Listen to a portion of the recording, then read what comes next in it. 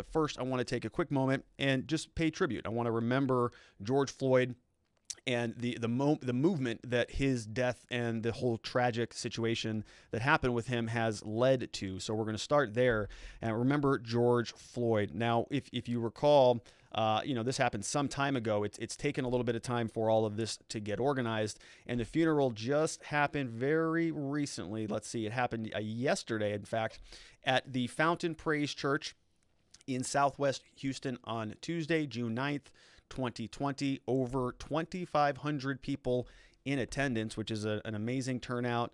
Of course, that's to be expected when something like this happens. And we see, some of familiar faces. We've got, Reverend Al Sharpton here.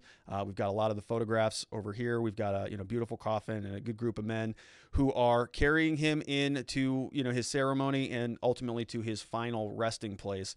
And so we just want to touch base on this quickly. A couple points, several people spoke at the funeral, and we're going to listen to some things they had to say. For my brother, my big brother.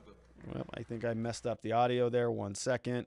Let me switch this over to play. That's Big Floyd. Everybody knows who Big Floyd is. There we go. Now.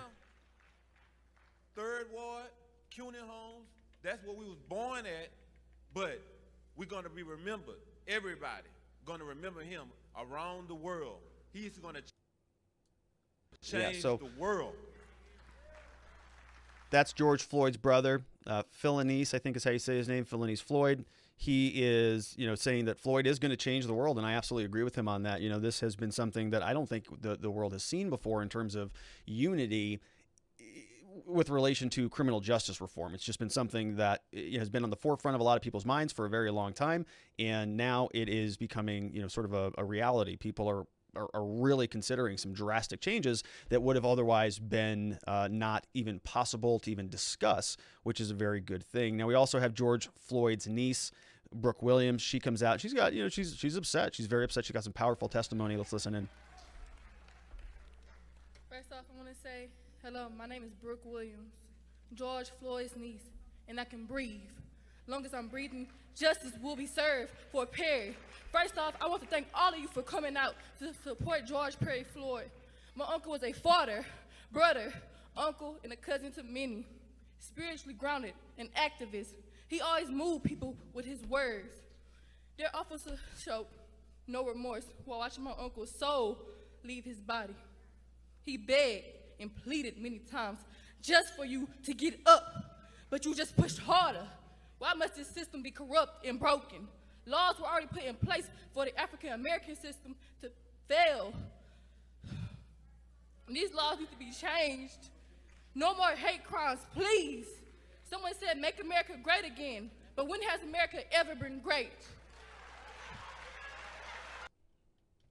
Yeah, so she's obviously very upset there. Now, the content of what she has to say is less important than the fact that she's upset, and she's conveying, I think, a sentiment that a lot of people feel, which is just frustration, a bunch of broken promises, and no real meaningful reform for a very long time. And so her kind of outpouring, I kind of felt that, and I just wanted to share that. Now, George Floyd's brother, Philonise, has been very busy. He testified in Congress very recently. We had some of the clips. The video's kind of iffy, but he's in front of Congress, in front of Jerry Nadler, and he's actually speaking, and he says, "So sorry for your loss." He's been through Mr. a lot. Floyd, you may begin.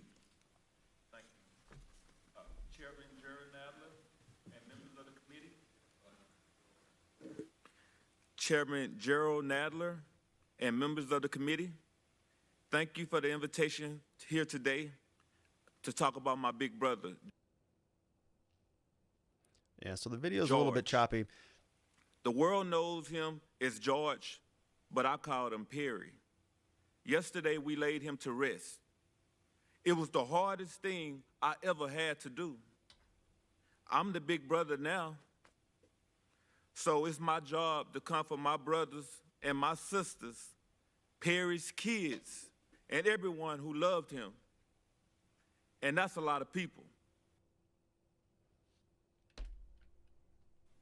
I have to be the strong one now because George is gone. And me being the big brother now is why I'm here today. To do what Perry always would have done. To take care of the family and others. I couldn't take care of George that day he was killed, but maybe by speaking with you today,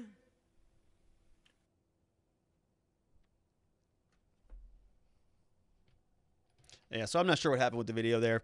Not a big deal, but basically what he's saying, you know, this guy, I gotta, you know, recognize what he's been doing. His brother just died. He just buried him. He's testifying in Congress. Literally, the entire world is up in arms over what happened to his brother, and he's kind of, you know, been thrust into the forefront of a global issue, something with, you know, massive ramifications throughout the entire planet, and he's showing up and he's just executing. So wanted to just, you know, hats off to him. Major, you know, kudos on that. A job well done, testifying in Congress and burying your brother it's a pretty amazing thing that he has done that in light of everything that he's been through.